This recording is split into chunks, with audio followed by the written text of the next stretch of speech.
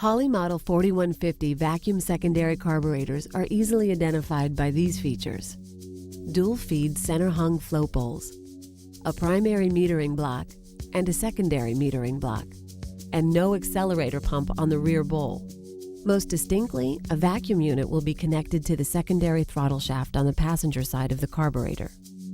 4150 models are designed to fit to a square bore intake bolt pattern, but can also use an adapter to bolt to spread bore intakes. There's a lot more to a 4150 vacuum secondary carburetor. Come in for a look inside. Let's start out with the throttle body. This component is also referred to as the base plate and might have a few vacuum port configurations.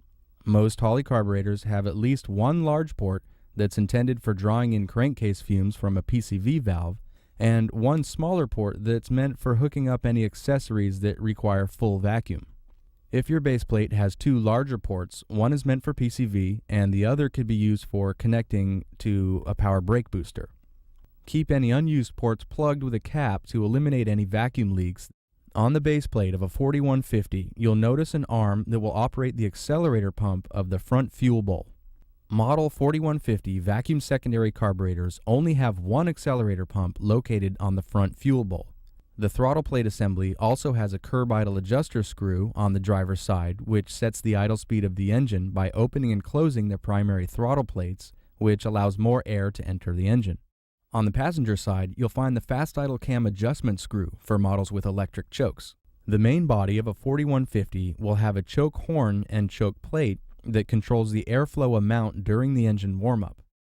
Under the choke plate, you'll find the two primary venturi bores and boosters. You'll also find an accelerator pump discharge nozzle that's sometimes called a squirter. On a vacuum secondary 4150 model, there's no accelerator pump for the rear bowl, so in turn there's no discharge nozzle for the secondary venturis. The volume and duration of fuel flow through the primary squirter can be customized with a Holley accessory kit.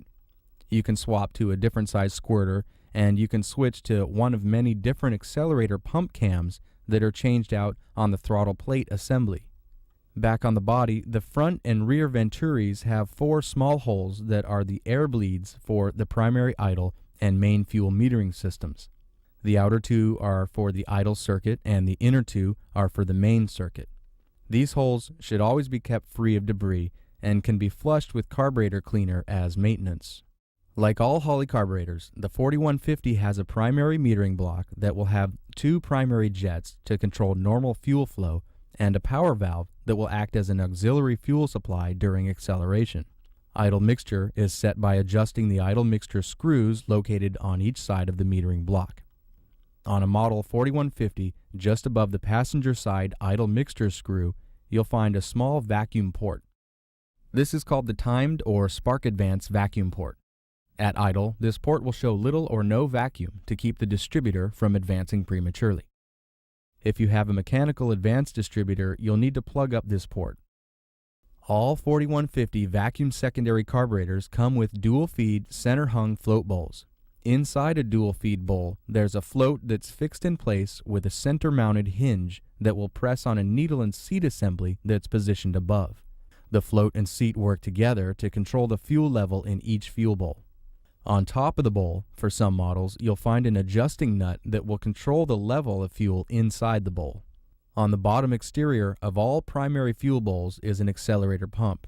The accelerator pump arm is affixed to the base plate and presses against the diaphragm inside the accelerator pump. The pump is activated every time the throttle is pressed and will send fuel immediately to the squirter that we looked at earlier. 4150 model carburetors also have a secondary metering block. In the rear block of a vacuum secondary model, you will find jets, but you won't find a power valve. Also, there will not be an accelerator pump mechanism on the rear bowl of a vacuum secondary model. However, the rear bowl may have a provision for one of these accelerator pumps, but no actual unit installed.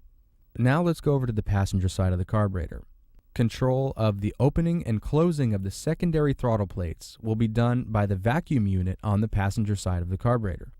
As the engine runs and the venturi air velocity increases the vacuum signal in the venturis, the vacuum secondary assembly will automatically start to open when needed to supply the proper amount of fuel. Holley has accessory kits available that contain different springs with various tensions that can be used to tune this system to your engine's exact requirements. One more component to review is the choke assembly. With a manual setup, you need to hook up a cable that will control the position of the choke plate we saw earlier on the main body of the carburetor. With an electric choke setup, the position of the choke plate is controlled automatically when the engine is started and then returns by itself to its closed position when the engine's off. That will cover most of the details for a Holley 4150 vacuum secondary carburetor. Let's see what's up next.